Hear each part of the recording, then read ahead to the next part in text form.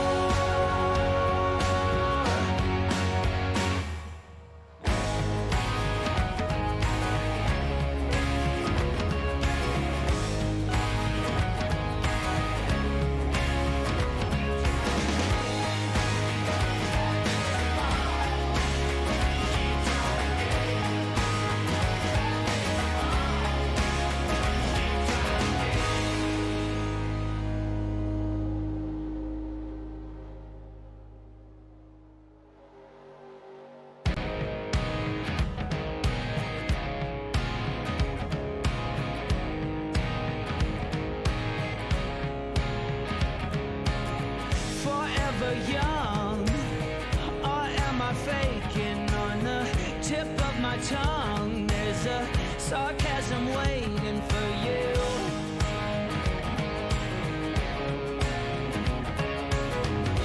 I'm willing to trade my soul for a bit of your charm. There's no way I'll fade into oblivion, 'cause I'll keep shining over you all. And if your wings entwining, you better face the fall, keep trying again. Oh yeah, keep trying again. There's mud on the floor, desperate people trying to get through the door, although the room's already crowded. But I'll keep shining over you all. And if your wings entwining, you better face the fall, keep trying again. Oh yeah, keep trying again.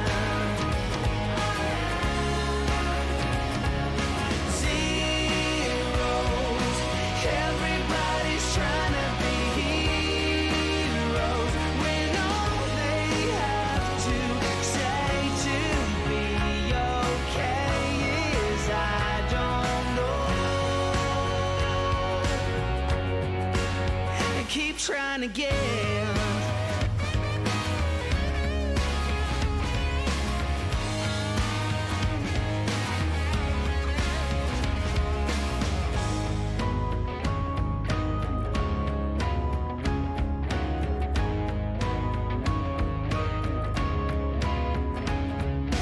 I'll keep shining over you all. With your wings entwining, you better face the fall.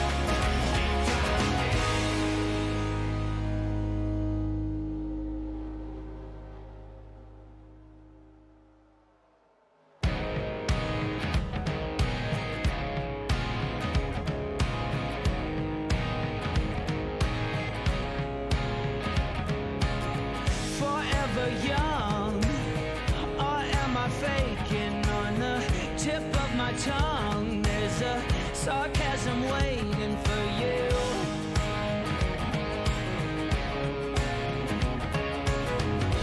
I'm willing to trade my soul for a bit of your charm.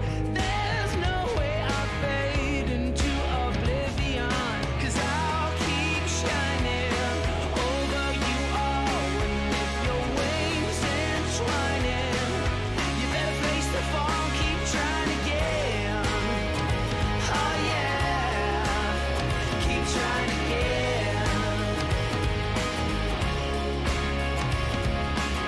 There's mud on the floor, desperate people trying to get through the door, although the room's already crowded. But I'll keep shining over you all. And if your wings entwining, you better face the fall, keep trying again. Oh yeah, keep trying again. Zeros.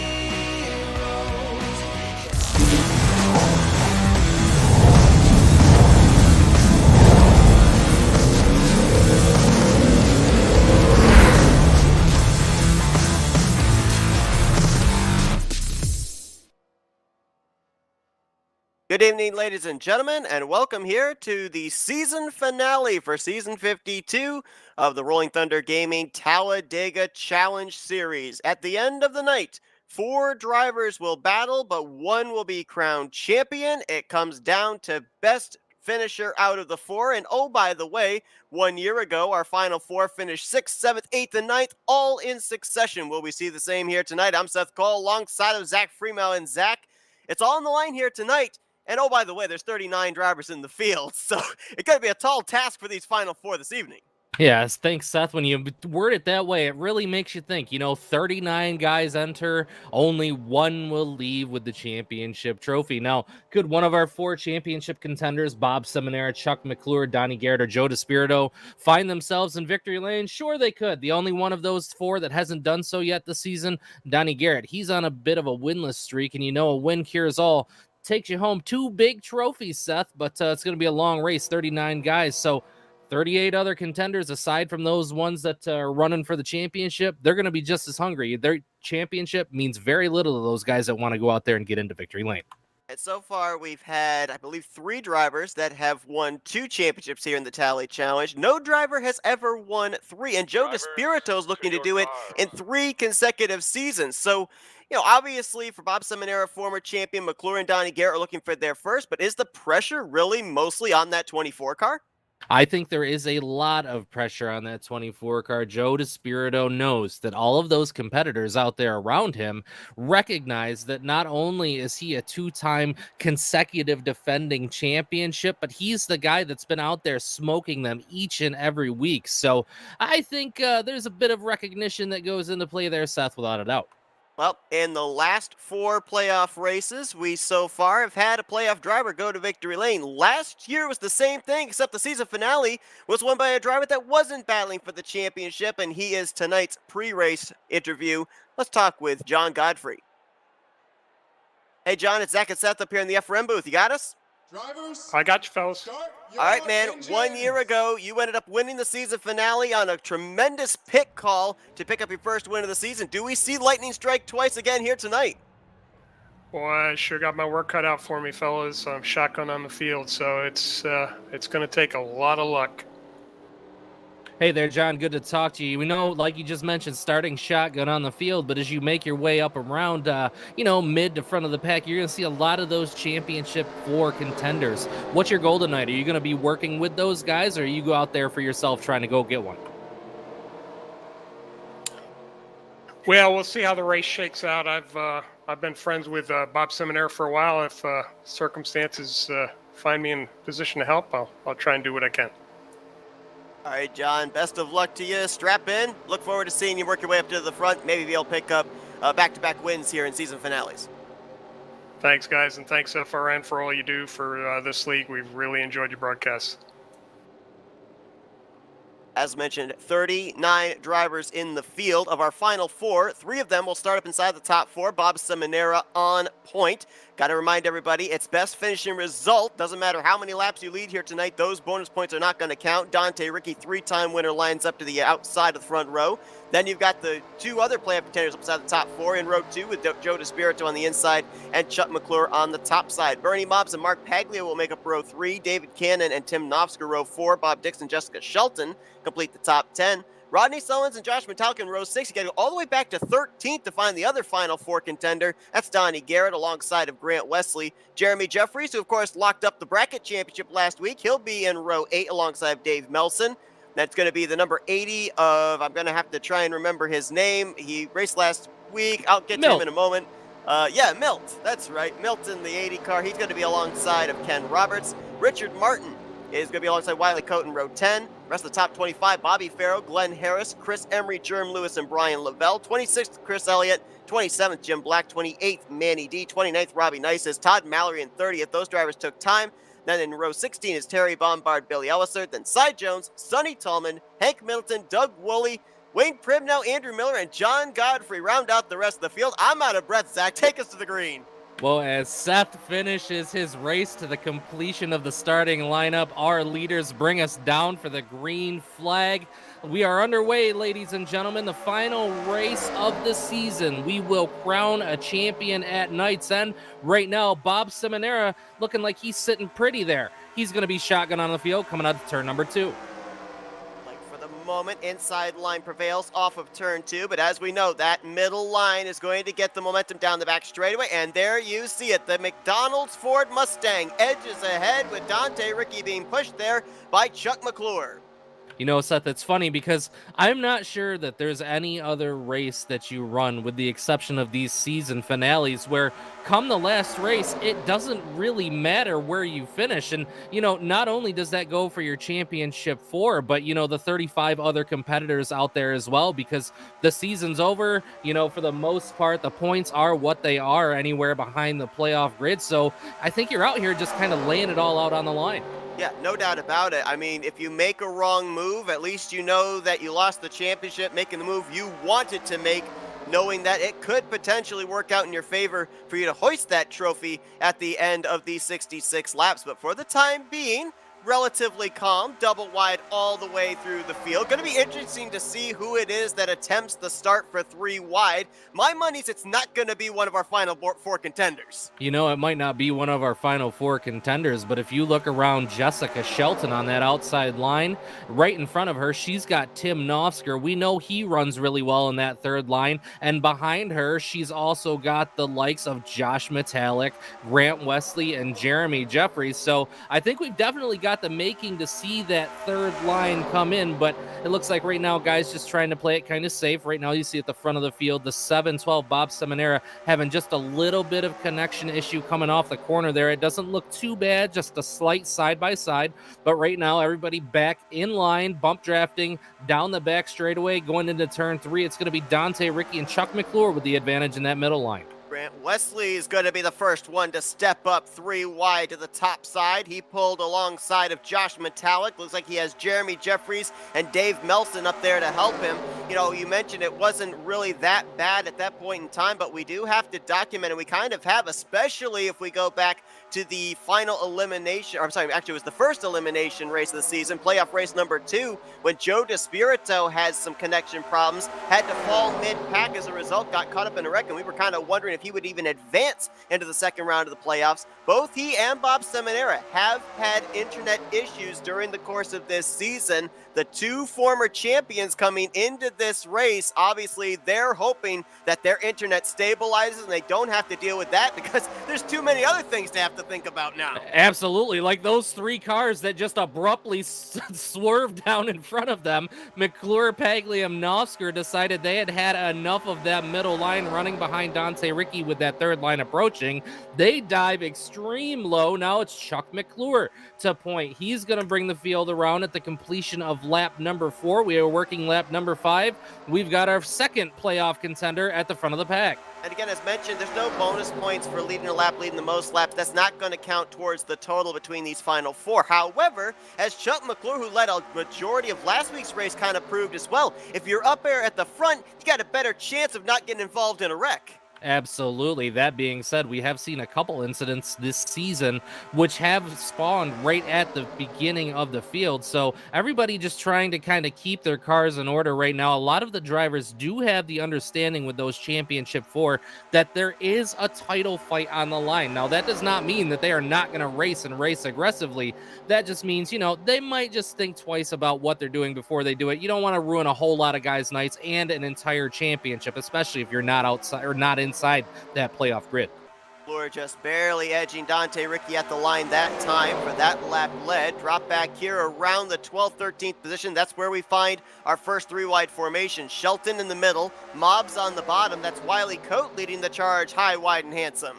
And something that I'm also noticing toward the front of the pack as Wiley works along the outside of Shelton.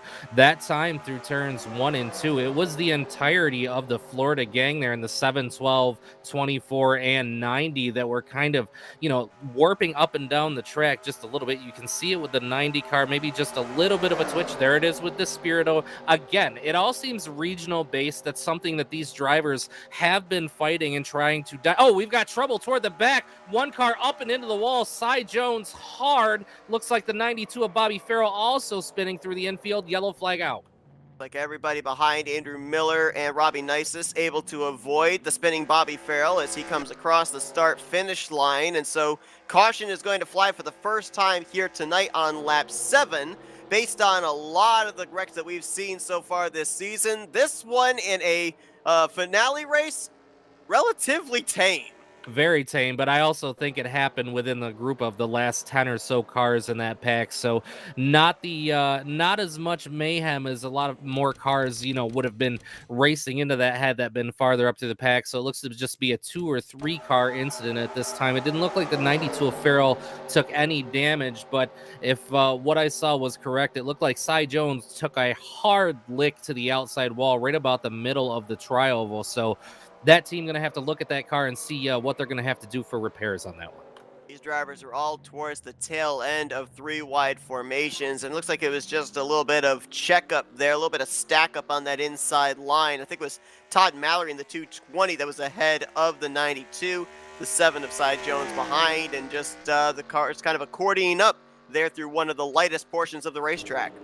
Yeah, and as you mentioned, fortunately, that was at the back of the pack, so no major incident for the majority of the field. All 4 of the championship contenders, internet issue aside, are looking all right. Now, what I was trying to say before that wreck happened is this has been an issue now, I would say, for the past 2 or 3 weeks for anybody that seems to be regionally based around Florida. There have been a couple other competitors that don't compete here as well that have been battling those same issues. So the last couple weeks, the 7, 12, the 24 in particular, those guys, they've been running a lot of the other races around the RTG series as well, just trying to get those connection issues diagnosed, see if there's anything that they can do at their end. Right now, looking okay, no major issues from any of those cars, but a major storyline that's, had a lot to do with some of the happenings earlier on in the season that we're definitely going to have to keep track of here tonight again, Seth, being as how that's a couple of our cars that are running for a championship.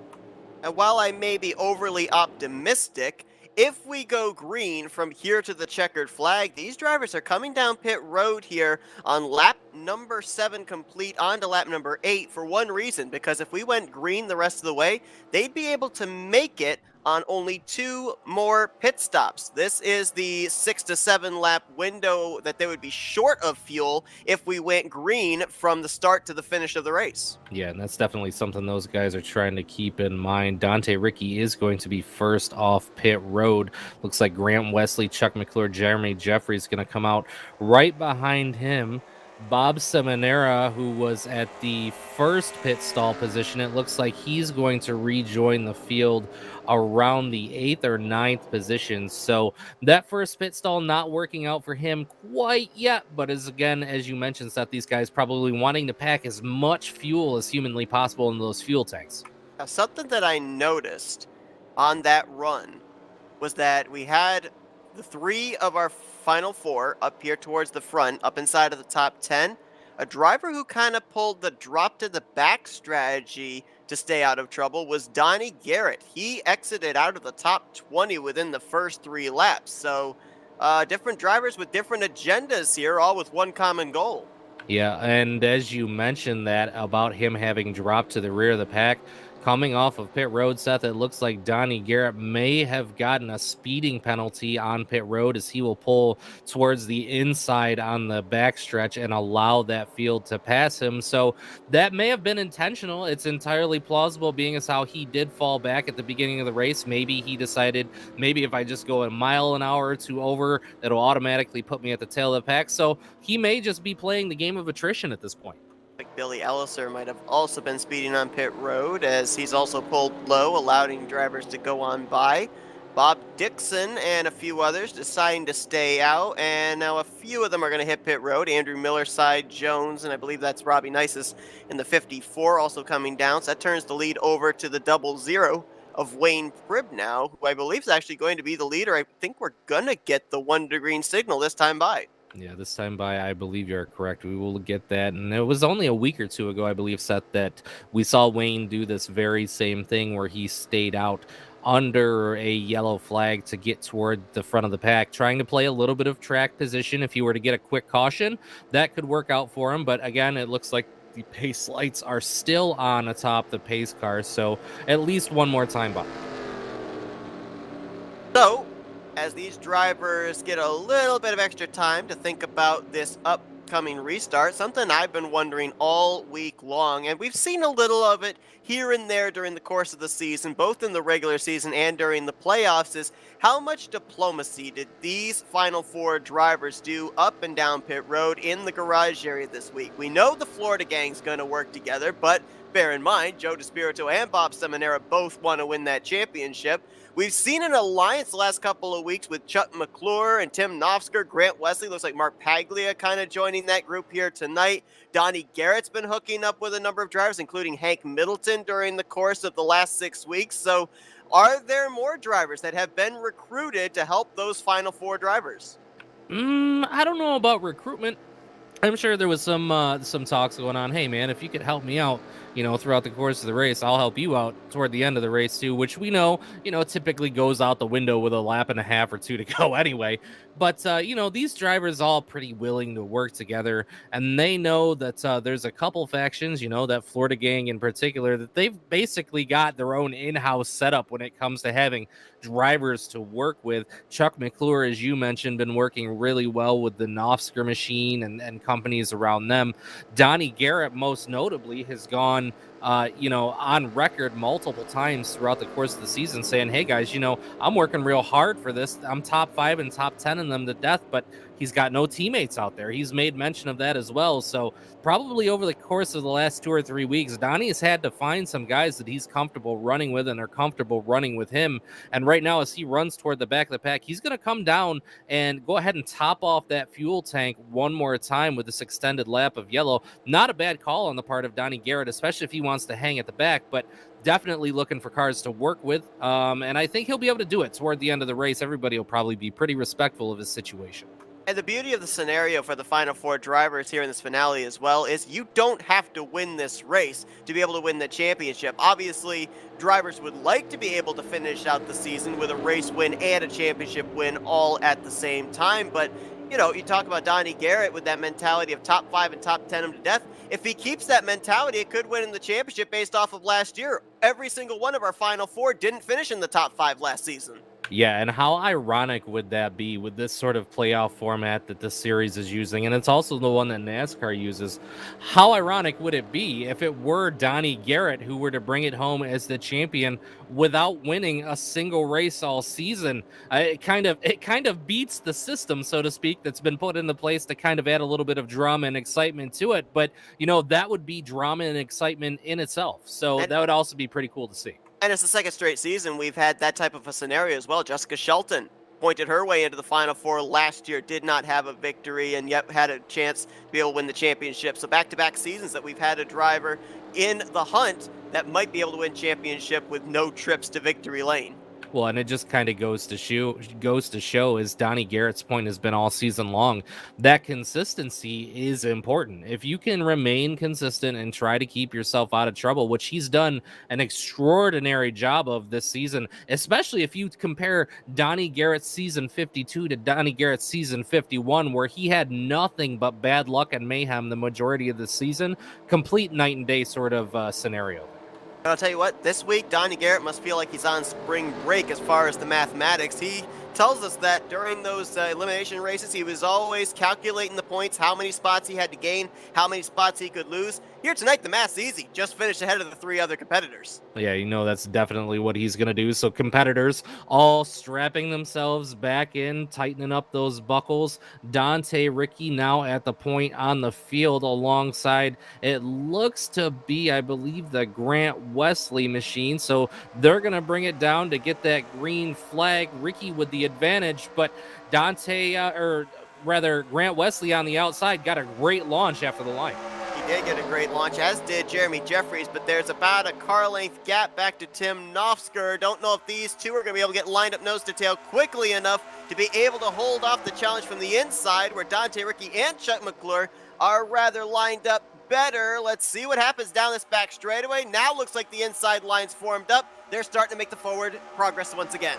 And a big run into turn 3 for that middle line. It looks like a couple late bumps heading toward that corner. Played well to their benefit, but right now Chuck McClure all over the back bumper. We're 4 wide back here. Sorry to cut you off. I think that might have possibly been Jerm Lewis. No, that was actually Brian Lavelle that got put in the middle. And it's been a while since we've seen 4 wide here, so that got me excited. Yeah, I got you a little excited. That'll always get your blood pressure up just a little bit, not knowing what exactly is going to happen. But it looks like right now, Jessica Shelton, she is going to be leading the charge on that third line outside of the 616 of Jerm Lewis. So they're going to try to make some progress up there. We definitely know we've seen Jess get pushed to the front of the field in the past year. That is around the 11th position. Dave Cannon in the middle behind Jerm Lewis. Rodney Sollins on the top behind Shelton. Glenn Harris on the bottom behind Richard Martin. And that 3 wide formation is going back at least 4, almost 5 rows deep through the field. Double wide up in the first 5 rows. Absolutely. At the front of the pack right now, Grant Wesley still leading the way, about a half a car length over the 84 of Ricky. But Jess Shelton, she is making her way up along that outside line. She's now going to work up alongside the 038 of Dave Melson. She's got a lot of help behind her in the form of the 38 of Rodney Sullins and the 2 of Hank Middleton, who we also know is a great pusher, is Tim Nofsker. He's going to jump out, try to lead that third line.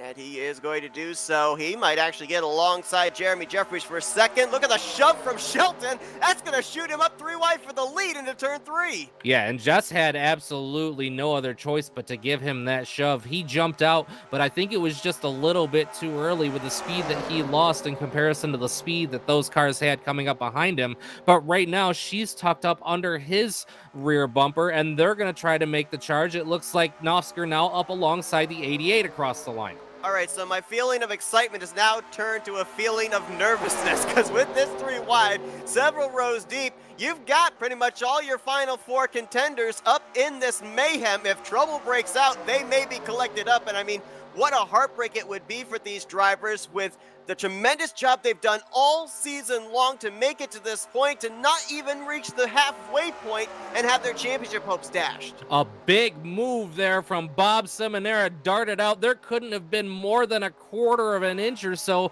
between his rear bumper and the front bumper of Grant Wesley. And now, after having made that move, you see a little bit of blink out of the 712 into the tri-oval. but he's going to keep it up there on the top side and keep the momentum going for the time being. He's now going to edge Mark Paglia for third, now pulls to the right rear quarter panel of Chuck McClure for second place. Jeremy Jeffries, Dave Melton, looks like Wiley Coate as well in that middle line as they're trying to move the 712 to the front of the field. Yeah, and that middle line, they're definitely making, oh man, it looked like the 712 was almost into the side of the 28 of Paglia. That warp could become an issue. I also saw last time by Joe DeSpirito was having similar issues through the tri-oval, so those internet issues plaguing that Florida gang could potentially play havoc here. As you see, there's just the slightest little bit of a twitch out of the corner. Chuck McClure slides up to the outside, just barely misses the inside door of the 712 car, but right now Seminara is still trying to make the charge out of the tri-oval.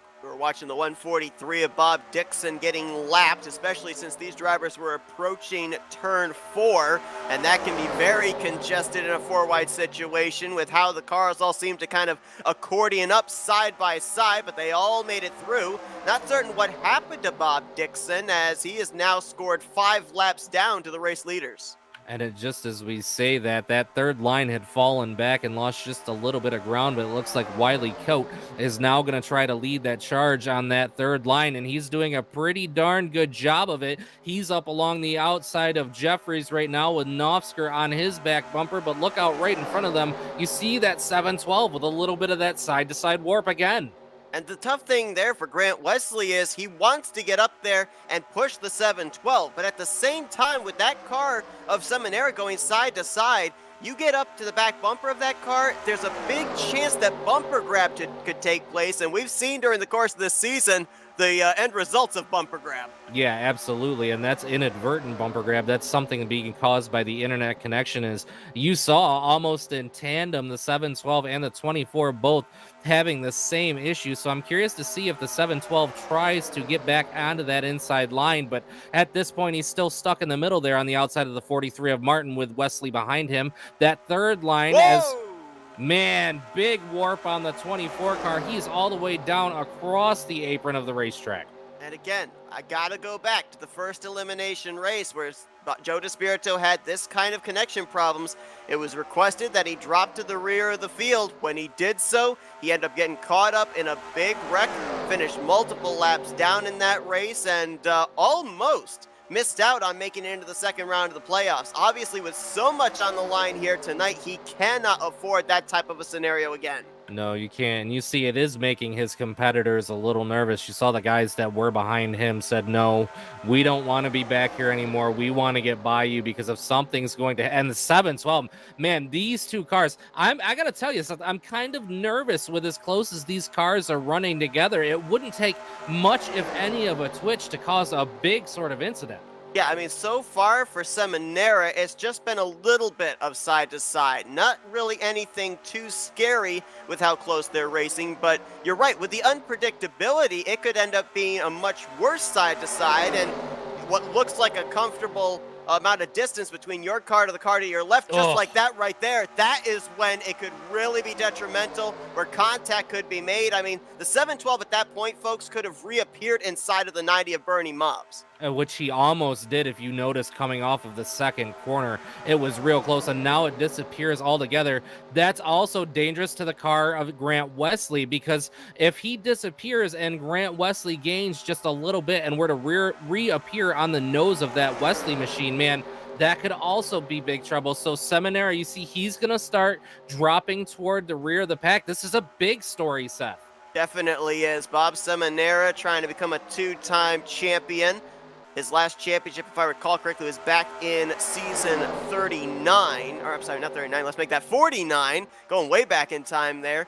And now he's going to have to hope that his internet settles out to work back to the front there. You see Bernie Mobb side to side a little bit. Same there for the 24 of Joe DeSpirito. Now, the difference between DeSpirito's warp where he was at and the warp of let me say that again. The warp that Bob Seminara had was he was side by side with another driver. For Joe DeSpirito and Bernie Mobbs being single file and no one around them, the side-by-side warp isn't quite as bad and thusly doesn't really necessarily have to regulate them to the rear of the field. But noticing Joe DeSpirito jump up to that second line almost made me wonder if he might have been getting ready to drop himself to the rear of the field. Yeah, I'm kind of wondering the same thing, which is a really, really unfortunate sort of thing with these guys. But again, we are only about a third of the way through this race. And if there's any two competitors that could come back from that sort of adversity, we've seen both of these guys be able to do it in the past. When there's not a big mayhem on the track that they get collected up in, they can bounce back from it. So race fans, don't panic. We're not losing two of our playoff contenders. It's not over quite yet. And there's still a long ways to go in this race as well. So yeah, definitely not time to be hitting the panic button. One thing I've also noticed that will happen sometimes, that drivers' internet and their quality will go up when they're in a big pack. We're closing in about maybe 7 to 9 laps away from our first round of green flag pit stops, and we know that that breaks up the field, so maybe smaller packs after the green flag pit stops are over might actually settle out the internet problems the 24 and the 712 are having. Yeah, it could very well play a factor in it as well. But something else that I'd kind of like to point out, we saw a lot of 3 and 4 wide racing. You see just how much that can disrupt the field when connection issues like that happen, as they are now back to about 2 wide. You see the first 5 cars have broken away pretty well. And then you've got Joe DeSpirito. He's still trying to lead that middle line, but he's not getting a whole lot of help. And that takes a lot of confidence in the drivers around you. And I think they're just lacking that right now. They're afraid to get up there and give him that push. So that's allowing Dante Ricky and Chuck McClure to continue to control this field on the bottom. Now, we talked about it last season. The first 4 playoff races were all won by playoff contenders, but the finale was won by a non-playoff driver. I'm looking at 5th place driver Glenn Harris right now in that Krispy Kreme Chevrolet. You know, we're looking for a driver maybe as a non-playoff contender to snipe a last-minute win here in the Tally Challenge. But let's also remember, for a lot of drivers here that haven't won this season, also on the line is a spot in the upcoming Super Speedway All-Star race. Yep, the Super Speedway All-Star race on April 29th from Talladega RTG, the same exact track. You're going to see a lot of familiar names and faces in that race. But prior to that will be the April 22nd RTG All-Star Race Open. Now, what that is, that's going to be a race for any drivers that haven't won any of the races over here, aren't any recent series champions in any of the Super Speedway series or on the Super Speedway races in the other leagues. So that's going to leave the opportunity for a lot of drivers to race their way into that big race April 29th. Watching this scenario up here right now with Chuck McClure, he right at the moment is pushing the 84 of Dante Ricky, who had those 3 consecutive wins in a row. Now, obviously, all these drivers are competitors, but there's only 4 that are trying to win the championship. If you're Chuck McClure, I want to pretend this is the final lap, and you've got that 84 ahead of you. All your other Final 4 competitors are way back behind. You got to go back to 6th before you find Joe DeSpirito. Would you be willing to push Dante Ricky to the victory, not risk getting involved in a wreck trying to battle him for the win to make sure you're going to be the one to clinch that championship, or do you still go for that checkered flag? As a competitive driver, Seth, you always want to win the race, but if you've got a chance to bring home the championship, I'll tell you what, that championship trophy, it's a whole lot bigger than a single race trophy. So while you want to win every race, as a competitive driver, I want that championship. So if it means pushing somebody else to the win to just make sure that you secure that championship, I think that's the safe play 100%. Bernie Mobbs and Joe DeSpirito back there with a little side to side, so the troubles continue to plague the Florida gang. And last week, we've talked all season long about the pit road troubles for Chuck McClure. Last week, he proved and told us he was ready for pit road. We'll see if he's going to be able to do it again, because, Zach, these guys are maybe about 2 laps away from when they're all going to be having to hit pit lane. Yeah, these guys are going to have to be... Oh, and you see the 90 car. Man, he disappeared for a long, long time. He pulls it off to the bottom. The 24 DeSpirito, he pulls it off to the bottom. These guys recognizing the severity of their issues and unfortunately happening right before green flag pit stops. This is also going to be hairy as they merge up onto the racetrack. They're going to be able to make it up as they were about double wide behind them and kind of settle it out to nearly single file. to be able to get around those two warping machines, which actually, in all honesty, is in their best interest as well. They don't want to be down real close to cars that are warping side to side like that, but obviously not what Bernie Mobbs is looking for his first win of the season, nor Joe DeSpirito, who's looking for his third straight championship, wanted to see. And look how this kind of changed up at the front. I don't know where this run came from, but Richard Martin's got a lot of momentum with Wesley, Jeffries, and Bombard.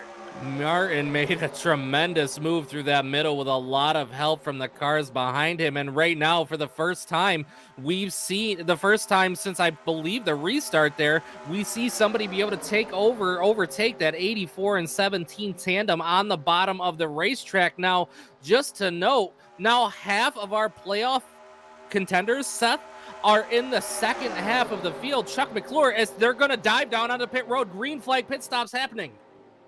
And there's about 8 of them there. Donnie Garrett, another of the playoff contenders there as well. So he and McClure are going to be the first of the playoff drivers of the final 4 onto pit road. Mark Paglia, Tim Nofsker, David Cannon, Chris Emery, Chris Elliott. Looks like Jim Black and Hank Middleton, the others. So that is going to be our sole playoff competitor that did come down and pit that time by. Now, what I was about to say is Chuck McClure was the only playoff contender in the entire front half of the pack, as the other 2 had been plagued with internet issues. Donnie Garrett still running about mid-pack. So right now, the leader's going to work their way down. We're going to see who's going to take this time by. Richard Martin dives down. Dante Ricky, Wiley Coate, Jeremy Jeffries, and Grant Wesley almost make contact. Wesley now spins out to the infield.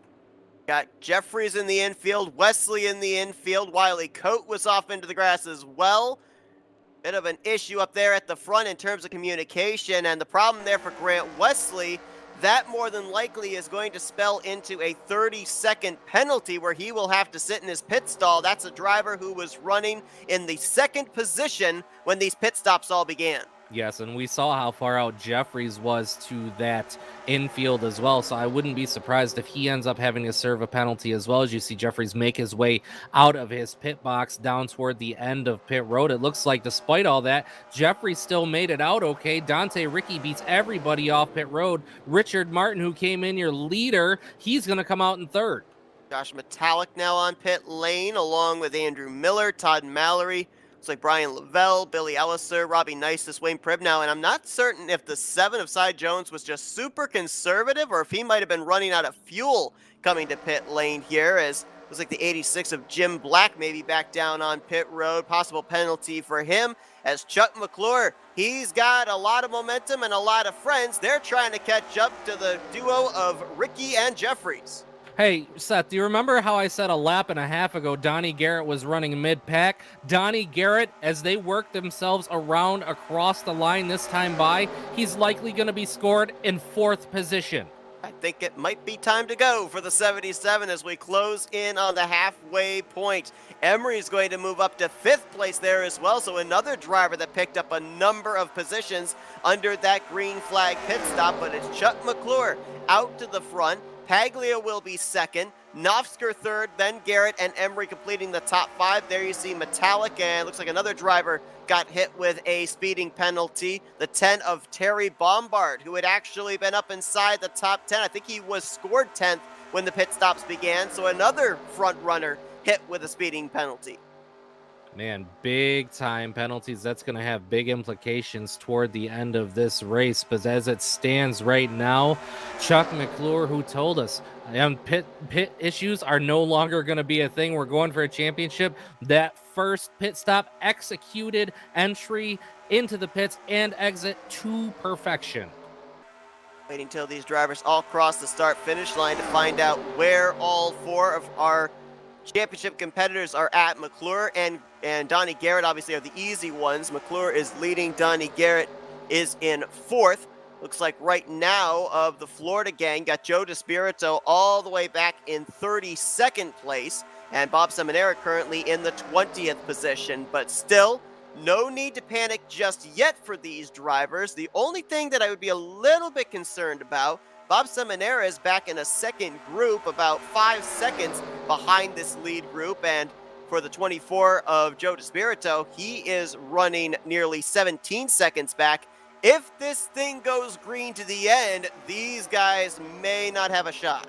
Yeah, no, if we go green from here to checkered flag, the 7, 12, and 24 are in big time trouble. They are praying for a caution that is not of their own making at this point. But I'll tell you, two guys who are sitting pretty right now, that's going to be the 17 McClure and the 77 of Donnie Garrett. Donnie Garrett, who, as we documented from the beginning of the race, started toward the back after the first round of pit stops, opted to go back to the pack again, ran back to mid-pack. But man, I don't even know. I wish I had, paid attention to his position coming into the pits, because Seth, he easily made up almost half of the entire field as he now finds himself up in fourth. Well, I'm not exactly certain about his execution from start to end of pit road, but I can tell you he was about the 7th car of a group of 9 that came down pit lane when race leader Chuck McClure led them down. So that just shows you how many cars he not only passed on the track, but also was able to gain on pit lane. Yeah, so we're going to have to keep an eye right now. I'm trying to see the time differential between that first and second group. Right now, that second group of traffic is being led by the 39 car of Josh Metallic. As you see right now, Grant Wesley, Chris Emery, those two cars, they're starting to fall just a little bit farther back. Now, remember, Grant Wesley, he is likely a lap down. I'll have to double check the scoring on that after sliding off of pit road and then having another unsafe entry back onto it. But those guys, they're falling back just a little bit. And by my eyeball test there, Seth, it looks like that second group is gaining little by little each lap. Looking right now at the race telemetry, the last time by, race leader Chuck McClure ran a 48.154. Metallic ran a 48.141. So little by little they are chipping away. Last time by, actually, before that lap, Metallic's group actually all ran in the 47. So yes, they are definitely catching up. And it's only going to get easier for them to reel in this lead group if Metallic can latch onto the draft of the last car in this lead line, which right now is the 038 of Dave Melson.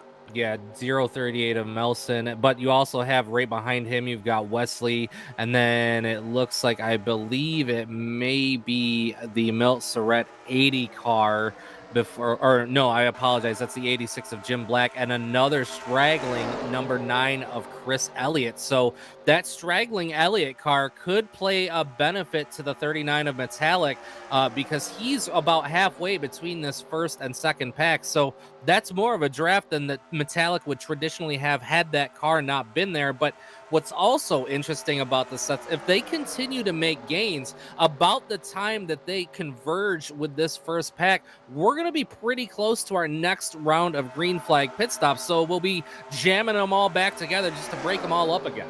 Absolutely. We definitely know that pit road this season has played just as much of a factor into the race winner as the action out on the track itself. We're more than halfway home in this race. We've got at least one more pit stop for these drivers to think about. One thing that I actually checked over between this season, or between this week and last week, that I was a little remiss on. I've been saying that Bob Seminara and Joe DeSpirito are two former champions. Chuck McClure actually is a former champion as well, winning the championship back in season 43. So I apologize for that mistake there. However, for Chuck McClure, the last time that he made it into the Final Four was back in season 46. He finished runner-up, 4 points back to Brian Schilling.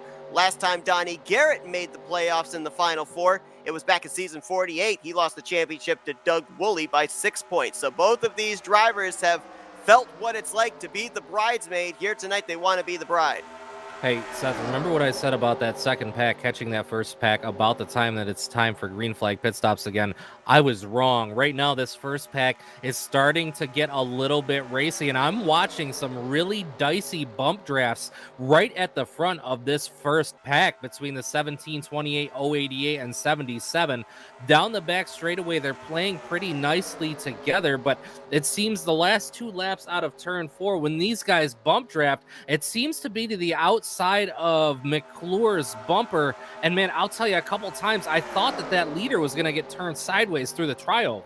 And the last time I checked, this second group was gaining by about 1 or 2 hundredths. That last time by, they gained a full half second, and so they are definitely making some forward progress here. It looks like they may actually have the draft of Chris Emery. My guess is we're going to have ourselves a long train, maybe within this next lap. Yeah, absolutely. So we're going to have to see if that second group decides to try to make any runs on this first group. If not, I expect to see these guys probably stick single file for just a little bit longer until the next round of green flag pit stops. Now, what I'm also interested in seeing is we know this first group, especially this first 4 cars, they were the first cars onto pit road. They've also been using the most amount of fuel, so they'll likely be the first cars back onto pit road again. But Josh Metallic has been working his tail off in that 39 car to try to get up toward that first pack again, and he hasn't saved any fuel either, so it's going to be interesting to see whether or not he decides to pit with those leaders when they dive down. And now that second group has caught the first group, drivers in the tail end of this lead group realizing they've got momentum. We've got to get down there and block it, or at least carry that momentum and propel ourselves to the front as well. Jeremy Jeffries dives the inside along with Richard Martin. And with that second group catching as well, it breathes new life into the championship hopes of Bob Seminara, because now he's up in this lead group with Donnie Garrett and Chuck McClure. Well, that also breathes a little bit of hope into the mind of the 24 of Joe DeSpirito, too, because the bigger the pack, the more likely we are to have some sort of an incident. So if he's hearing about these cars grouping all back up together, he's just rubbing his hands together, hoping and waiting for a yellow flag. So at this juncture right now, 3 of our 4 playoff competitors still in play, but this also giving Joe DeSpirito just a little bit of hope. No love for Donnie Garrett or Dante Ricky. They're going to get shuffled towards the back here, stuck in the middle as now Jerm Lewis, Josh Metallic, a little Ford faction, going to go all the way to the top side. Yeah, but it looks like Jessica Shelton going to follow behind that 39 car. It was Shelton pushing Metallic that entire run up toward that front pack, so we know those cars also working exceptionally well together. Dante Ricky now the sole car stuck in the middle. He's going to slide down behind the 88 of Wesley, right in front of the path of 712 of Seminara. And I think we've got a group of cars about to be caught by the race leaders as well. It's a pretty big group of cars. Wiley Coate, Bobby Farrell, believe also the 80 car is up there of Milt Surratt, and also Terry Bombard in the 10 machine. So that's going to be more drivers to add to this group. Man, Jerm Lewis, he kind of got shuffled out of the draft there. We saw him working with Josh Metallic for just a moment, but he is going to fall toward the rear of this line right now. Tim Nofsker trying to make a run on the inside. Donnie Garrett seeing that move, he says, I haven't been able to make anything work in the middle. Let's try it down here behind Tim. Hank Middleton also going to be looking low off turn number 4. Hank Middleton, who of course pulled off that Cinderella story in the first playoff elimination race to lock himself into the Elite 8. His first win in a long, long time. Now trying to see if he can double down here this season, be another multi-time winner. He would love to come out here and spoil, but Jeremy Jeffries, he looks to the inside of the 28 of Paglia. Chuck McClure looks in his mirror, sees the oncoming 8, wisely moves down to make a little bit of a block. That was a good block, I would say. It wasn't too abrupt, and everybody around him knew exactly what he was doing. Smart move on the part of that 17. Absolutely, and of course, Jeremy Jeffries coming off a little bit of momentum from last night, where he ended up wrapping up the Aero 88 Series Championship. So riding high with that momentum, trying to see if he can close out the season here with a trip to victory lane in the Tally Challenge. And now he looks to the outside of McClure. McClure has no friends, and that 8 car is quick. McClure now going to drop to the front bumper of the number 2 of Middleton across the line into turn number 1. And that was a shot from Middleton to the 17 of McClure. Going to push him at least up alongside Richard Martin for second place. But clear in front is going to be Jeremy Jeffries down the back straightaway. We're going to have to keep an eye, see exactly what it is that Jeremy Jeffries opts to do, whether it is to try to follow in the draft of those lappers in front of him or try to go down and play a blocker on that inside line. But as it stands right now, that inside line not making any major gains. It's now McClure up alongside the 038 of Melson, but it looks like right now that middle line with the numbers with being led by Jeremy Jeffries. And Richard Martin right there in the second position on that outside line. Richard coming into this race 15th in points. That would theoretically be second highest of the drivers that did not make the playoffs. So while his season's been up and down, he has been still rather consistent despite the fact he hasn't made the playoffs, but he's still looking for his first trip to victory lane this year. Yeah, we've talked about Richard Martin a little bit. We've interviewed him a couple times this season too after races. So he's put together a pretty quiet, good year. For anybody that wasn't in the championship right now, Richard Martin really kind of trying to show the way and say, hey guys, if you can't get it done, that doesn't mean your season's completely over. And he's taken good advantage of that. Right now, McClure was up alongside the 43 of Martin. He's now fallen back to the fourth car along the outside of Grant Wesley, and that bottom line just not making any ground into the tri-oval right now. All right, we're going to try and go inside the head of the driver, Donnie Garrett, because of the fact he came down pit road with Chuck McClure on the last cycle of green flag pit stops. We know McClure spent a good portion of this run out in front, so he would have used up more fuel than the 77. When McClure dives to pit road, does Garrett come down there with him just to be able to see where he is in relation to the 17? Or does he maybe take his chances, come down a lap later, maybe come down with a smaller group or maybe a more organized group? Well, I mean, don't look now, Seth, but Bob Seminara, he's working along the outside of Chuck McClure. So there's another championship contender that Donnie Garrett is going to have to take into consideration come pit stop time. But I think the thing that's going to be most important, would Donnie Garrett be able to stay on the track? He is down on that preferred bottom groove where you usually stay when you're about to merge into the pits. Not typically great etiquette to stay in that bottom line and not pit. So I think that kind of puts him in a must pit situation if his competitors ahead of him were to do so. Now, folks, if you're just joining us, that 88 of Grant Wesley is currently a lap down machine. Ran into an issue during green flag pit stop, spun into the infield grass, but no caution came out.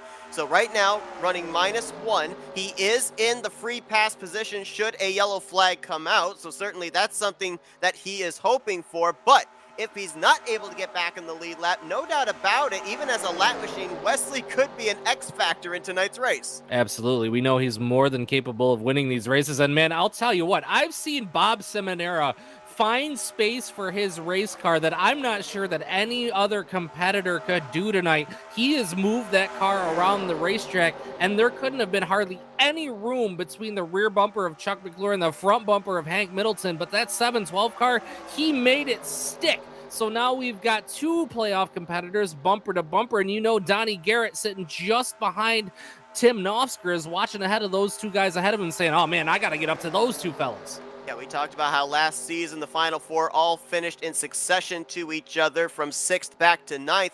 Almost a similar scenario playing out here. You've got 5 cars separating 3 of our top 4, and McClure's on pit lane. Look at this. All 3 of the playoff contenders in this lead group are on pit road this lap. And they all made a clean pit entry, as you see them all sitting right now, almost nose to tail. McClure led the pack into pit road. It looked like Seminara may have locked up the brakes just a little bit getting on, but it didn't look to be anything too severe. So assuming these guys all make a clean exit and don't have any issues with their pit stop, they'll be out right there together for the final 20 laps of this race. By the way, we're within 20 laps to go.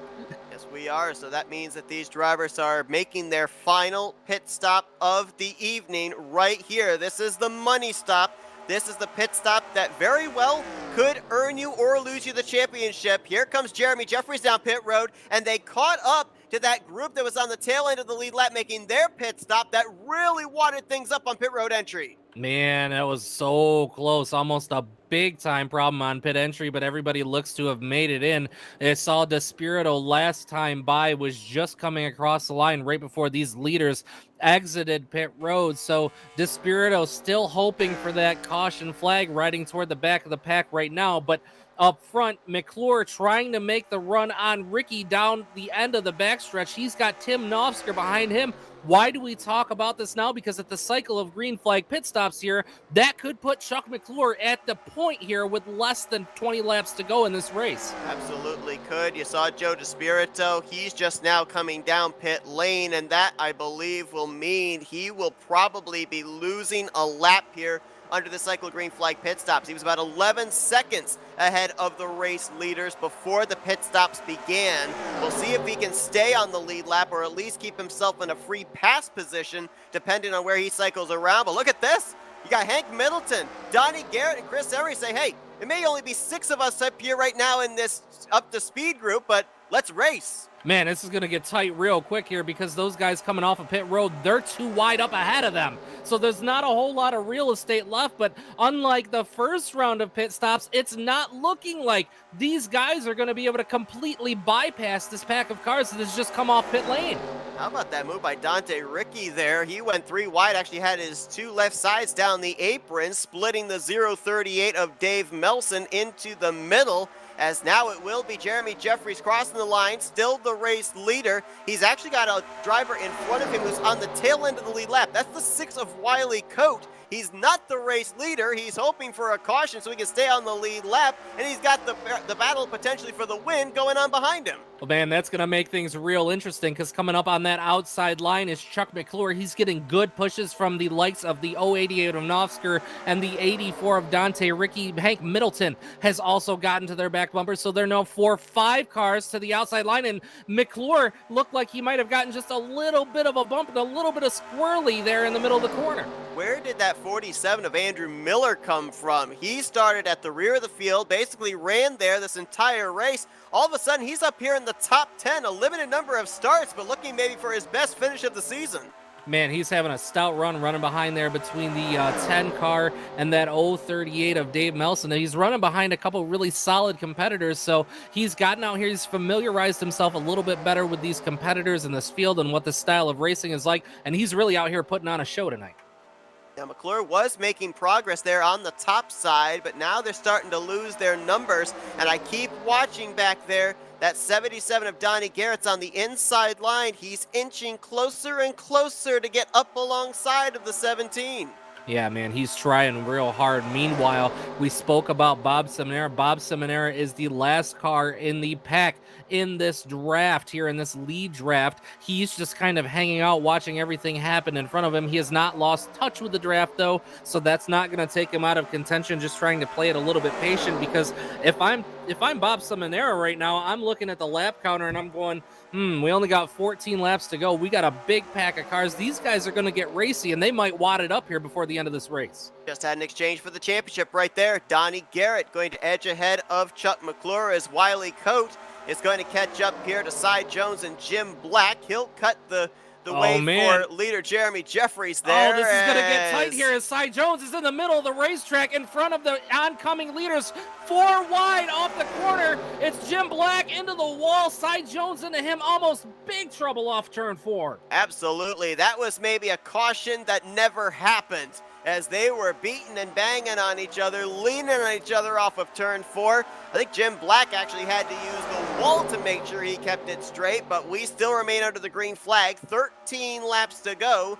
And just a little update here on Joe DeSpirito. Still on the lead lap, but about 6 seconds actually make that maybe a straightaway away from being put a lap down. There he is. He's going to go lap down here going into turn number 3, Seth. Jeremy Jeffries works his way along the inside line. Wiley Coate still, as we mentioned, trying to fight to stay on the lead lap. But I'll tell you what, look at the 77 and 17. It's going to get tight quarters here off of turn number 4. They almost touch heading toward the tri-oval. The 77 of Garrett, he's trying to stay on the back bumper of the car in front of him so he doesn't lose that draft, but at the same time, he doesn't want to secede that position of the 17 because that's the championship battle. And there's a big gap from Donnie Garrett now back to Chris Emery, so it is basically Dave Melson that's keeping the 77 alongside the 17 right now, as Chuck McClure trying to help push Andrew Miller on that top side, and things just went from bad to worse for Joe DeSpirito. Not only did he go a lap down, but with Grant Wesley and Terry Bombard going around him, that knocks the 24 out of one of the 2 potential free pass positions if we get a yellow flag. Big time trouble. Now we're looking at the front of the pack, and there's some shuffling going on as Jeremy Jeffries has worked his way around the 6 car of Wiley Coate. He is now being scored a lap down across the line this time, but that allowed the 77 of Donnie Garrett to sneak by Chuck McClure, this time by 11 laps remaining. Now Wiley Coe getting put a lap down. He's going to be battling with Terry Bombard for the second free pass position should we get a yellow. Right now Grant Wesley holds the first one, and he is right now the barrier from second back to third place. Richard Martin with a lap machine between himself and Dave Melson. Melson looks into his rearview mirror and he sees the battle for the championship. Nose to tail, Donnie Garrett, Chuck McClure. Man, I'll tell you what, it looks like the Wiley Coat machine on the 6 on that inside line. Man, they're getting some really great runs into the corner. There's only 5 or 6 cars lined up down there in a draft, but they're making progress slowly but surely. And what's interesting is we noted about that, Wiley Coat not on the lead lap. So we've got lap traffic that's playing a factor and may play a factor in the outcome of this race as well. Josh Metallic's now going to go a lap down. The last couple of green flag pit stops, he's been one of the last to hit pit lane. May not have come down with a lot of friends on that second cycle and wasn't able to match the lap time set down by the big lead group. So now he'll fall -1. The driver that won the season opener here in season 52, he'll latch onto the tail end of this lead group.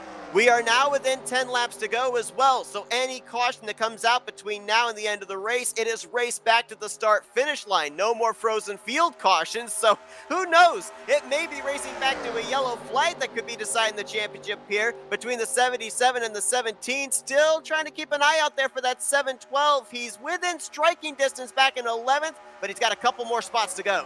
Yeah, he's got a couple more spots to go, and he's going to need guys to go with. As you see, that middle line really dominant right now. As we saw, that bottom line was starting to make just a little bit of progress. They have stalled out again, and that's in front of that 712. So if you're Bob Seminara in the 712, you've got nowhere to really go at this point. You can try to jump out and hope guys behind come with you, but if they don't, you're stuck out there all by yourself. So the only other hope he is that the cars ahead of him try to jump out, which to this point they have not. Right now it is the Donnie Garrett machine running in that 4th position, Chuck McClure running in 5th. This time by there will be 8 more laps remaining, so things are about to get really racy here in a hurry. And how about what we've seen here tonight with this finale? 39 drivers took the green flag. That tied the most drivers that have started the season back in race 8. We've only had 1 caution here tonight. 2 rounds of green flag pit stops. I mean, give a round of applause to every driver in the field for keeping it as clean as they have with so much on the line for every single one of these competitors. Well, and it hasn't been your stereotypical green to checkered sort of race either, because as a traditional super speedway race, you'll see that you'll get a couple groups of cars that get split up after green flag pit stops, but that has not been the case tonight. So we've had action from the front to the tail of the field all night long and things happening. So right now up front, the Garrett machine and the 17 of McClure, it looked like they're having a little bit of a duel up there. I don't know if there was a little bump that might have gone wrong, but the 77 certainly jumped out like he looked like he was going to the top side. Either that or he got really loose, tucks it back in line as Jeremy Jeffries continues to show the way. Jeffries, a former winner this season. Don't forget, he also hoisted a championship trophy last week when he won the Tally Challenge Bracket Championship. So trying to see if he can maybe hoist 2 trophies here in the span of 2 weeks.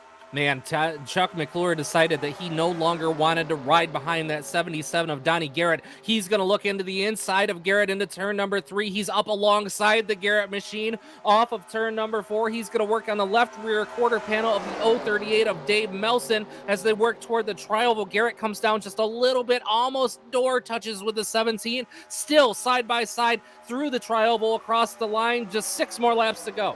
McClure was ahead of Donnie Garrett that lap. We're going to have to see if he can get himself clear of the 77 before Dante Ricky gets up to the back bumper of Donnie Garrett. He does indeed. Now can he stay there? Right now about a car length, maybe a car length and a half ahead of Donnie Garrett. It's McClure on the bottom, Garrett on the top, and oh, by the way, Bob Seminara looming there behind Chris Emery. If trouble breaks out with these top 2 competitors of Garrett and McClure, Seminara might be there to pounce. Man, in that bottom line, they lost all of their momentum down the back straightaway. It is now Garrett out front of the 17 of Chuck McClure. That bottom line's numbers, they have dwindled, and they haven't been able to maintain the momentum that middle line has. So right now, McClure may be looking at just a little bit of, hey, what do I got to do here to try to keep moving forward? Because I'm on the left rear of the 77 car, but not necessarily making any gains on it. Boy, did you see how loose Chuck McClure got going into turn one? He had Novsker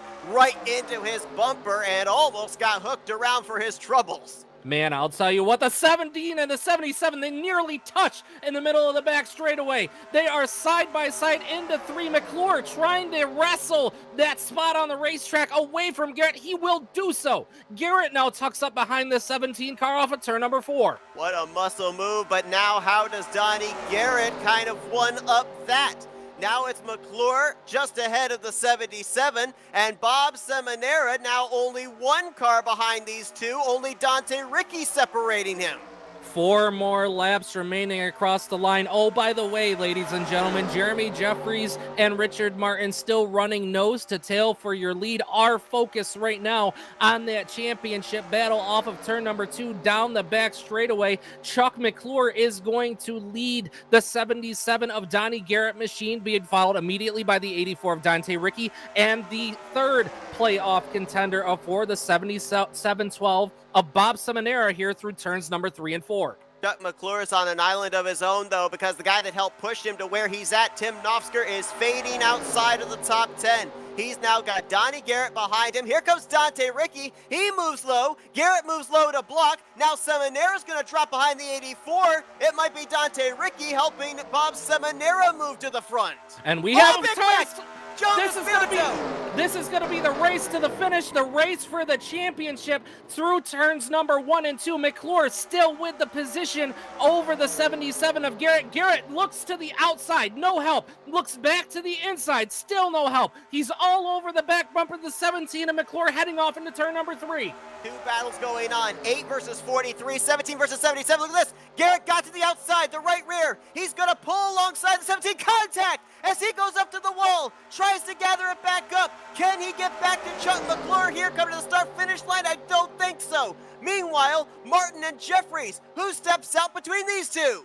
Looks like coming down to the line, Martin's going to stay tucked behind the 8's bumper across the line. Jeffries leads them to the yellow flag. Chuck McClure will come across the line in 3rd position. What a battle there, coming to the caution flag, proverbially the checkered flag here tonight with 2 laps remaining. McClure edging Donnie Garrett up the track, and he is right now in the position where he would win this championship and become a multi-time champion in the Tally Challenge. Man, a heartbreak for that 77 of Donnie Garrett. He tried so hard to maintain contact with that 17, but they just barely touched in through the corners. The 77 slid up the track just a little bit, never hit that outside wall. A great save by the 77 of Donnie Garrett, but man, he was really driving it all out trying to get up there alongside that 17, and I think we would have been in for a really spectacular show had this not got cut short here in the middle of the tri-oval. Not sure exactly what happened, but across the line this time by, they will see the white flag. Jeremy Jeffries is going to pull it into victory lane for the 2nd time this season. Chuck McClure right now, he's got to be a pretty happy cat under the helmet of that 17 machine. No doubt about it. I mean, you kind of almost thought we were at a short track the way these drivers were exchanging door bangs and exchanging sheet metal, but they managed to keep it straight. Unlike the drivers back here caught up in this wreck. Looks like Wiley Coate was in the middle of a 3-wide situation. Might have gotten his left sides down there on the apron through the tri-oval. Came back up, got hooked in the right rear by Terry Bombard, and boy, what a tough night for Joe DeSpirito. The 3-peat will not happen. Jessica Shelton also getting a piece of it in the 94 car. It looks like both the 24 and the 94 not going to be finishing out this race, but wow, that is such a tough break there for Joe DeSpirito, who came in tonight with a chance to make history, not only 3 championships in a row, but to be the first driver ever to have 3 championships here in the Tally Challenge. Well, you know, and you kind of have to question, we saw it through the first couple weeks of the playoffs where those internet connection issues were really what kind of, you know, took all of his momentum away that he carried from the regular season. And you have to kind of wonder, you can't help but wonder, what if he hadn't had to drop to the back of the field again tonight, if things may have played out a little bit differently for him. So unfortunately for Joe DeSpirito, will not be hoisting the trophy this year, but we're going to have a couple pretty happy campers here once we cross the start finish line this time by. Jeremy Jeffries, if you remember, was so disappointed that he missed, ended up getting eliminated from these playoffs. So to bring it home with a win at the end of the season, that's got to be pretty satisfying in itself. Without a doubt. Richard Martin is going to tie his best finish of the season. A couple of weeks ago, he finished runner-up back in week 12, and here tonight he's going to finish in another second place position behind Jeremy Jeffries. Chuck McClure, we can almost call him champion. He hasn't crossed the line just yet, but he's almost there. He's going to be third. And how about Dave Melson and Chris Emery? Obviously, if you can't win here tonight, you want to finish out the season with the best possible high note you can. So good top 5 finishes for both of those drivers. Absolutely. And, we saw those guys be competitive increasingly, throughout the course of the regular season. So to be able to bring it home this solid here in the season 52 finale, that can only help build and breed confidence for those drivers heading towards season number 53. But this race is official, ladies and gentlemen. Jeremy Jeffries, your victor, bringing home victory number 2 on season number 52, and the 17, Chuck McClure, after missing the playoffs last season, going to be your season 52 championship. First time in how many seasons is that? So that's 6 or 7 now? I believe that's going to be, yes, 6 seasons. 6 seasons. I'm sorry. I can quickly do math. 8 seasons. 8 seasons since his last championship there for Chuck McClure. And I kind of thought that there he is. Okay, I thought for a moment that the 17 had actually parked it, and I was kind of wondering why, because we're going to get to see a little bit of a mirror effect from last week to this week. Last week, it was Chuck McClure who was burning it down for winning the race, and Jeremy Jeffries who was burning it down for winning the bracket championship. Here tonight, roles are reversed. Jeremy Jeffries going to be burning it down as the race winner, Chuck McClure burning it down as the champion. Yeah, one way or another, we're about to see 2 cars absolutely burn it down. You see Jeremy Jeffries catching up to the back end of that 17 machine. He drives it through the bottom of the tri-oval. He's going to race McClure. He says, hey, man, we're still racing. I want to be first to the line again. And there he goes. He's going to start his donuts. You see Chuck McClure there starting his donuts.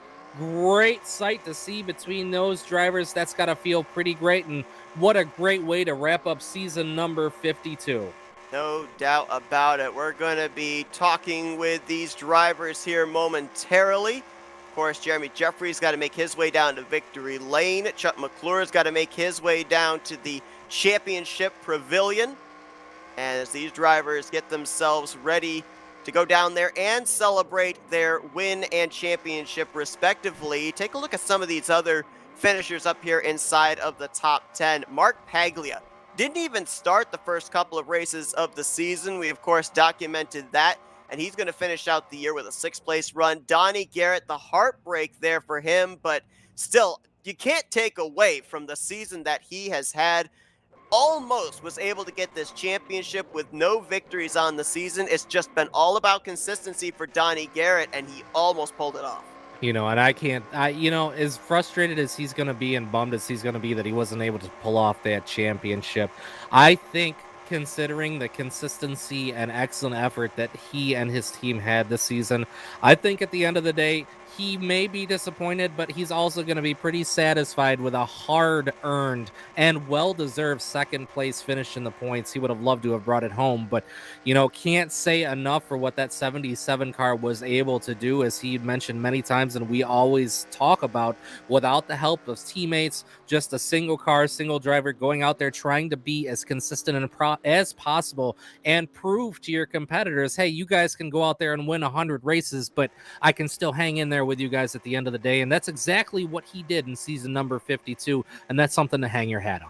And of course, the drivers down outside of the top 20 that kind of jump out at us. Grant Wesley with the pit road incident, 1 lap down in 24th.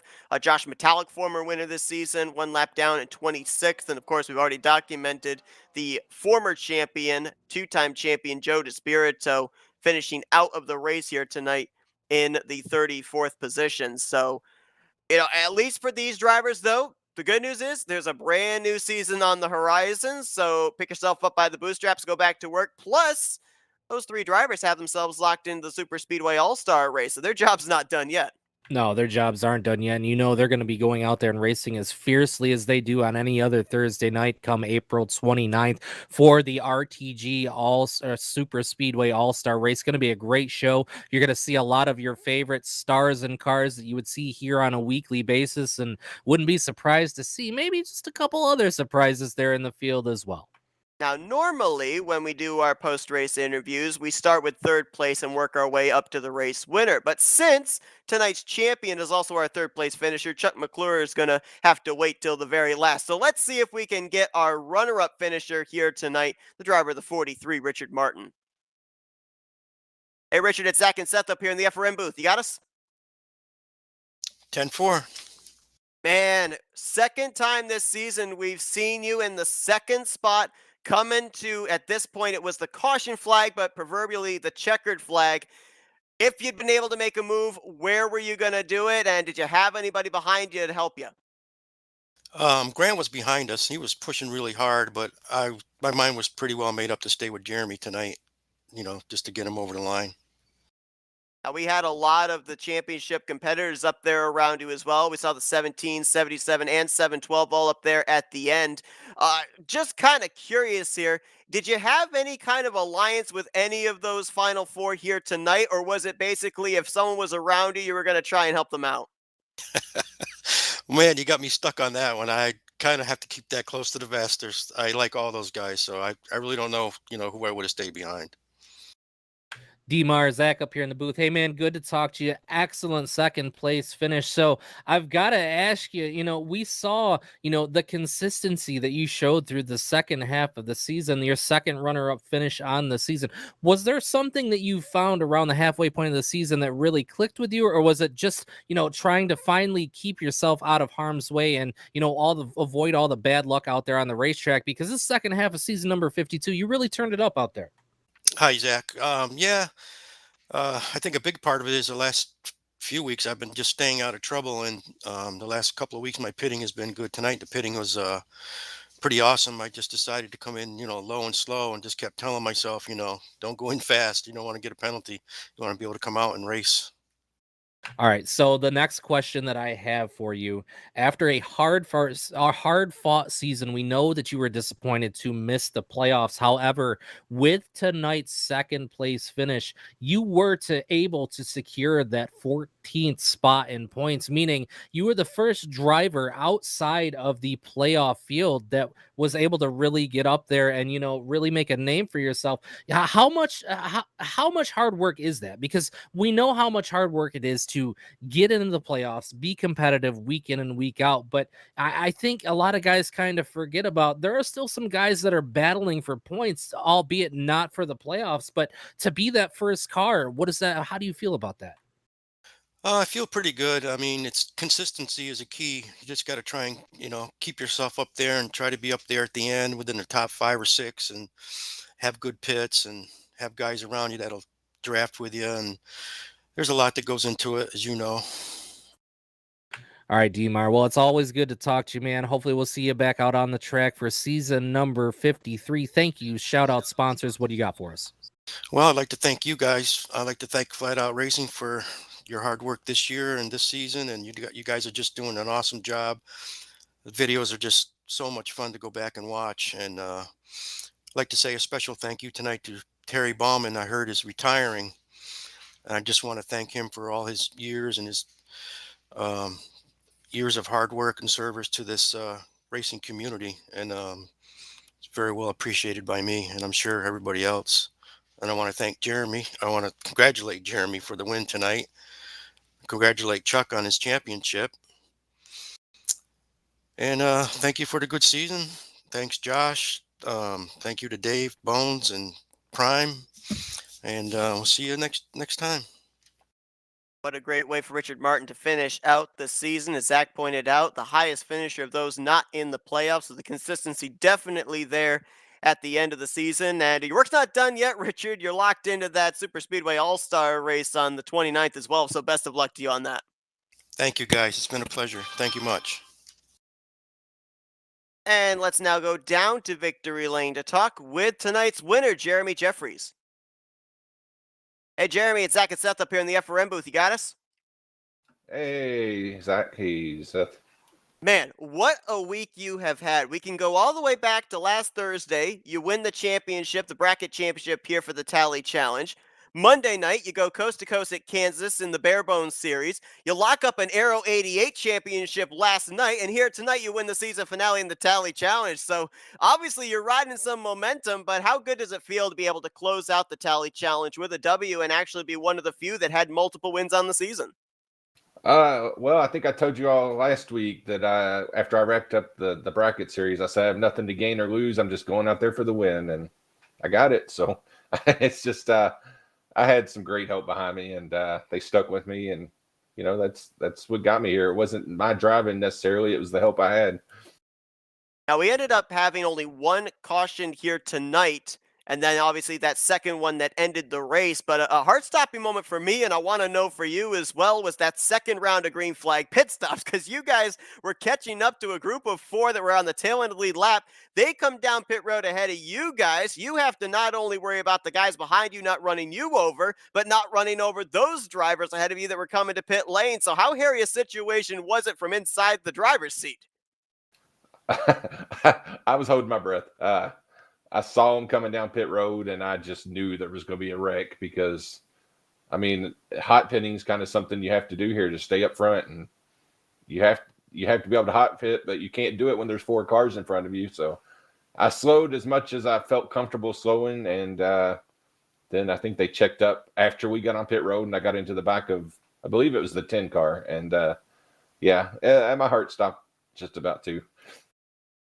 Jeffries, you had one of the fastest cars hands down out there on the racetrack multiple times. We saw you make some aggressive moves to get you toward the front of the pack, but there was never a time that we really looked out there on the track and didn't see your car charging up front. But once you got there, it stuck there really well. Now, I know you said that has a lot to do with the competitors that you have out there racing with you, but is there some sort of, was it just a little bit extra aggressive being the final race of the season and knowing you wanted to bring home that champion or that win?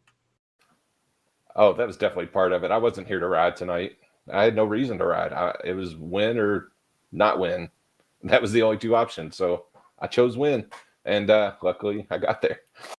All right, so season number 51, you've missed about the first half of the season. You secured a couple victories trying to make it into the playoffs. You missed it. Season number 52, you get a victory, lock yourself into the playoffs, find yourself eliminated early, still bring home the bracket series championship and the win in the season finale. Does that help you with your confidence, or does that give you any sort of momentum looking just a few weeks forward to season number 53?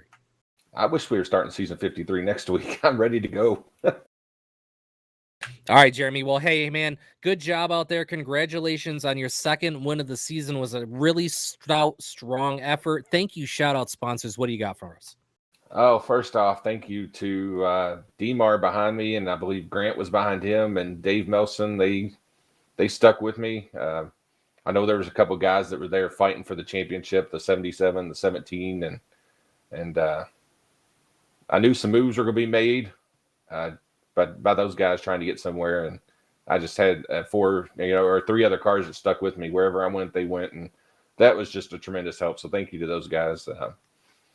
And FRN, thank you. I said last week I might not get to talk to you again, so I appreciate all the broadcasts. So I can say it again. Thank you. And we're going to miss you next season. And RTG.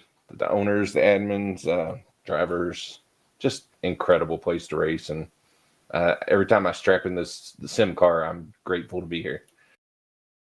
Coming into tonight's race, only 3 drivers had multiple wins here in the Tally Challenge. Jeremy Jeffries makes sure it is 4 as he wins the season finale here this evening at Talladega. Congratulations, Jeremy, and obviously with the momentum you've got so far here, we look forward to seeing what you've learned and what you can apply when we get to that Super Speedway All-Star race in 2 weeks' time.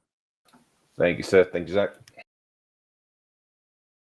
And now it's time to go out of order and interview third place. But he is tonight's Season 52 Talladega Challenge champion.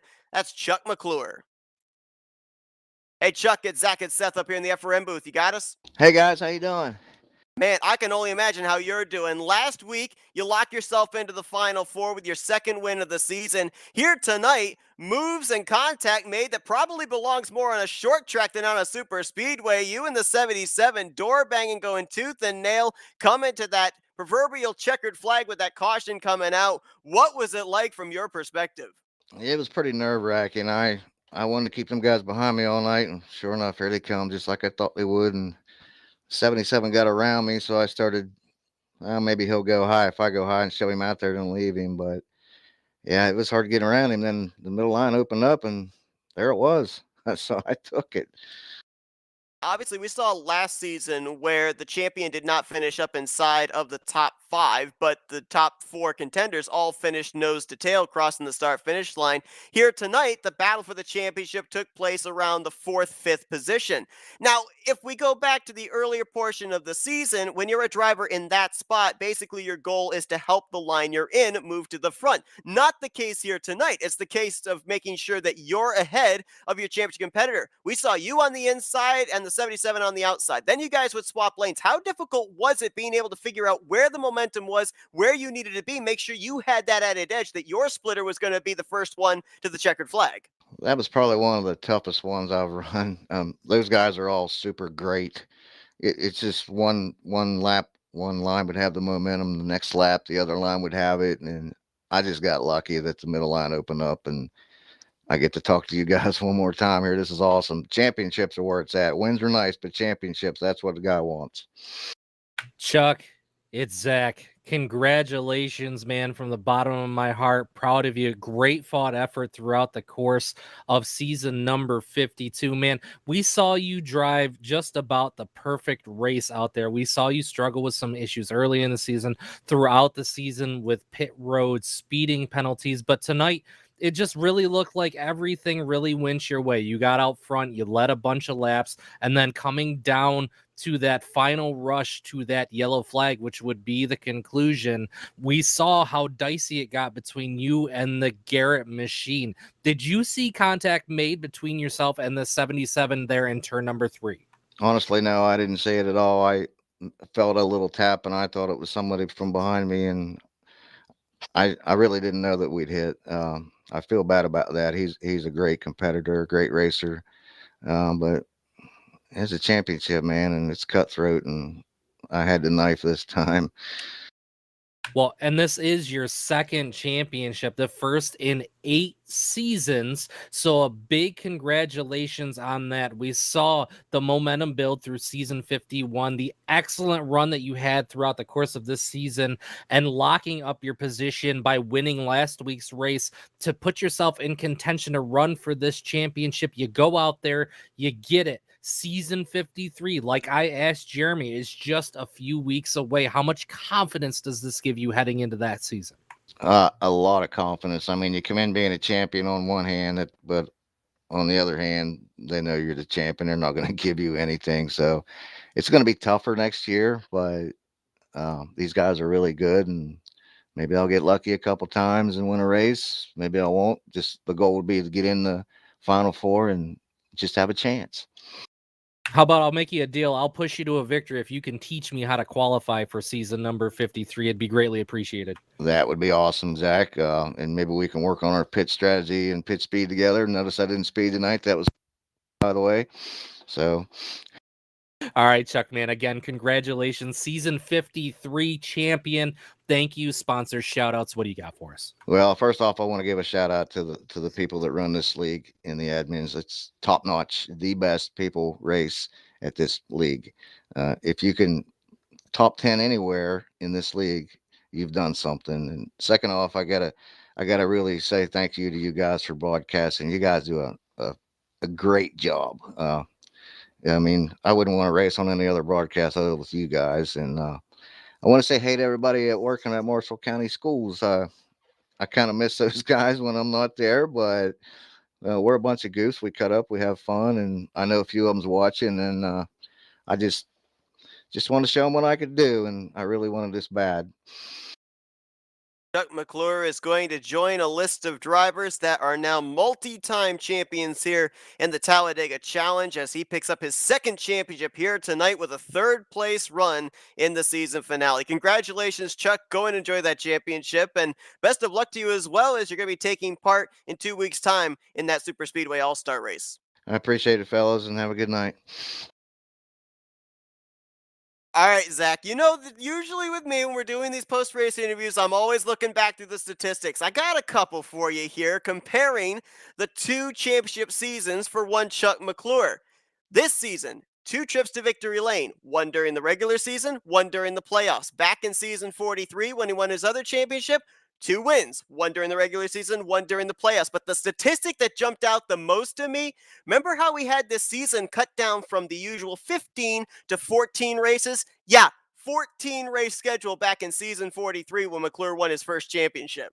Man, that is a little bit of irony for you right there. A little bit of history repeating itself. But I'll tell you what, that does not take away from any of the work that Chuck McClure or any of the other competitors in this series put in throughout season number 52. It was a very, very exciting, action-packed season number 52. We saw about everything from the beginning of the season to the end. We saw big wrecks, we saw good, hard, clean racing, and we saw the best that Talladega and these drivers at RTG can provide to us. So I'll tell you what, it's been a great time. Chuck McClure gotta be happy, gotta be proud bringing home this championship in front of his friends and family, all the people watching at home. So man, Chuck McClure, we knew that he could get it done, and he came out here in season number 52 and he showed us that he still got what it takes for sure. And of course, all these drivers, before they get themselves prepared for season 53, have the All-Star Open next week and the All-Star race for the Super Speedway in the upcoming 2 weeks. But something that's going to be interesting to kind of follow from season 52 into season 53, which we did from last season coming into this season, is who are the drivers that maybe are kind of the under the radar drivers from a season ago that step up next season. I mean, I'm looking right now at guys that had career years. Hank Middleton made it back into the playoffs for the first time in many seasons. Jeff Crivello had himself a career year, pointing his way into the playoffs. So I'm kind of wondering next season, are there any guys maybe that didn't make it into the playoffs this season, but were very consistent that we might see either make their first or a return appearance into the playoffs in season 53? Well, when you ask me something like that, I can't help but think of the likes of a Chris Emery or a Chris Elliott, who we've seen run really strong, a Jerm Lewis. We've seen all these drivers and drivers like them show flashes of brilliance throughout the last couple seasons, and I think it could really end up paying off for them come season number 53, and definitely something that a lot of these guys are looking forward to. But it's not just them. You look at the sort of season like Donnie Garrett had, he hopefully won't be going home hanging his head, and should give him just a little bit more motivation for season number 53. So keep an eye out for all those guys. There's a lot of potential in this field. You look at guys like Todd Mallory, Bobby Farrell, the likes of those guys as well, all names that we see and we talk about week in and week out that, given a little bit more time and experience, they'll be up there competing just the same as these fast five, we should call them, for right now. Without a doubt, a couple of drivers as well that have only run partial schedules this season. If they run the full schedule next season, could be an entirely different story for them as well. But here tonight, it's Chuck McClure celebrating the championship, the second of his Tally Challenge career. Jeremy Jeffries celebrating his second win of the season. And what a way to cap off what has been a, let's be honest, fairly unpredictable season here in the Tally Challenge, leaving us questions every single week into every single race, but all questions finally answered here tonight. Zach, it's been a great season finale. Appreciate you being with me every step of the way. Absolutely, Seth. Season number 51 and season number 52, being able to get up here and do these broadcasts with you, with Flatout Racing Network, has been an absolute pleasure. I absolutely appreciate the opportunity and you guys allowing me to come out here and do this with you. We're going to miss everybody for season number 53. Maybe we'll see you out here on the racetrack for season number 53. Seth, that would be pretty cool. But again, as always, thanks to all the drivers, all the owners, admins, and of course, everybody watching at home. It's been an absolute pleasure sharing these races with you, and hopefully we can do it again in the future. Thank you very much, Seth. And to those that have tuned in all season long, still be sure to join us for the next 2 Thursday nights. Next week, it is the All-Star Open for the Super Speedway All-Star Race. At least 7, and I'm hearing maybe more drivers, will be locking themselves into what's already a 17-car All-Star studded field. That All-Star race going to be taking place in 2 weeks' time on April 29th. So we've got some non-points races coming up, but still an awful lot on the line for every driver that takes part. Absolutely. And I think I'm going to be running in that All-Star Open there next week. So hopefully I can go out there and put on a good show for you guys, Seth. And we look forward to talking to you guys. Hopefully I'll get an interview opportunity and get a good run going. Yeah, hopefully I don't hit you with the patented commentator's curse. Don't do it. Don't I pick will me, try Seth. not to. Don't I you won't- pick me, Seth. I won't talk about you all race. Then you'll be safe. All right. Sounds good, Seth. Hey, man, thanks a lot. As again, yourself, Matt Rodriguez, everybody at Flatout. This has been an absolute pleasure to be able to do with you guys. And, if you end up coming back for this Tally Challenge stuff, hit me up. Be an absolute honor to do it again with you real soon. Absolutely. It's been a blast. Thank you to everybody that tuned in tonight. We hope you guys enjoyed our coverage here for the season finale of season 52 of the RTG Tally Challenge. Chuck McClure is your champion this season. For Zach Freemel, I'm Seth Cole. We'll see you guys next time as you've been watching another broadcast courtesy of the Flatout Racing Network. This broadcast is the copyrighted work of Flatout Racing Network and may not be rebroadcast, retranslated, or used in any form without the express written consent of Flatout Racing Network and iRacing.com Motorsports Simulations. Flatout Racing Network would like to thank you for your support